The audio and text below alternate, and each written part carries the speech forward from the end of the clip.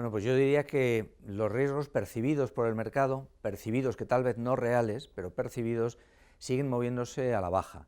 Esto es sobre todo así desde el frente geoestratégico, desde el frente de Ucrania.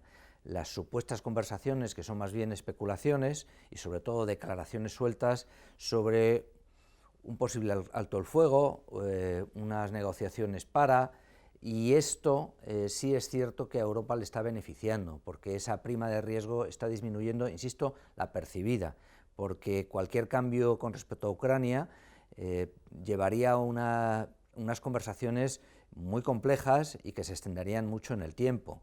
Y a mí me parece que se está precipitando un poco el mercado descontando que esto va a tener éxito y que está más cerca que lejos, ¿no? Pero es verdad que por eso en parte las bolsas europeas están pues subiendo más que la americana, y esto no es habitual. Europa lleva en grandes números pues en torno a más 13% este año y Estados Unidos lleva en torno a más 4%, ¿no? Si cogemos el S&P.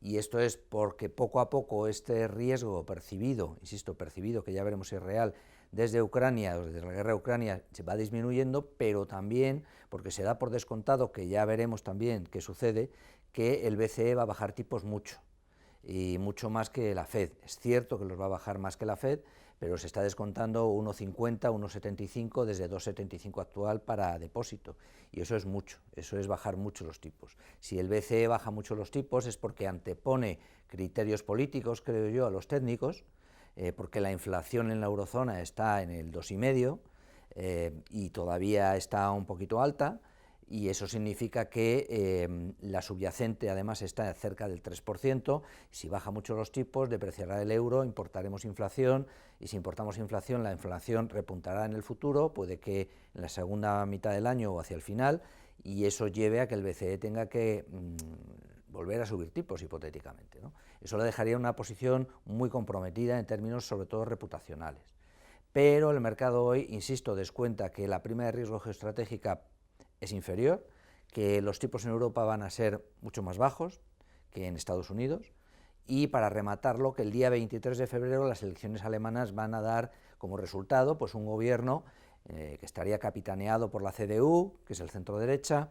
Ya veremos qué tipo de relación con AfD, y que va seguramente a levantar de alguna manera las restricciones a la deuda que están recogidas en la Constitución, ¿no?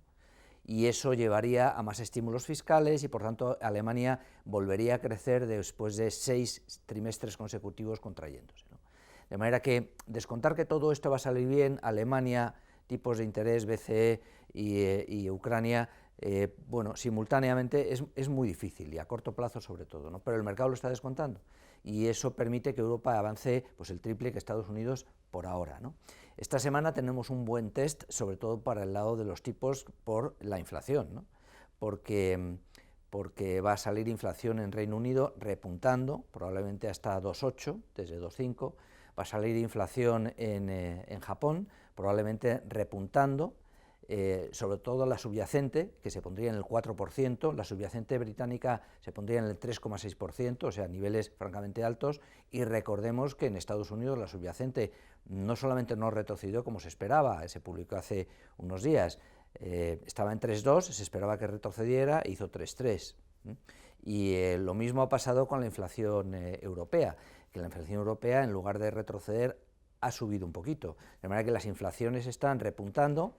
Eso lleva a pensar que los bancos centrales tienen que pensárselo mucho antes de bajar tipos agresivamente o alegremente, y esto afecta al punto que he dicho del BCE con tipos bajos, ¿no?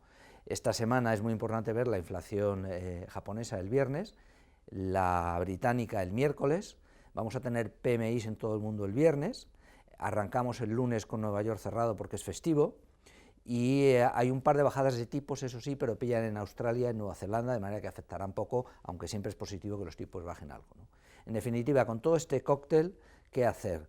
Pues tener mucho cuidado, porque se está descontando que todo va a salir bien, tipos de interés, Ucrania, elecciones alemanas, inflación, y eso permite que Europa corra, y que corra más que Estados Unidos. Yo creo que es un momento para ser prudentes y estar preparados por si algo empieza a salir regular, aunque, insisto, los riesgos, es verdad, los riesgos percibidos se estén moviendo a la baja. Muchas gracias.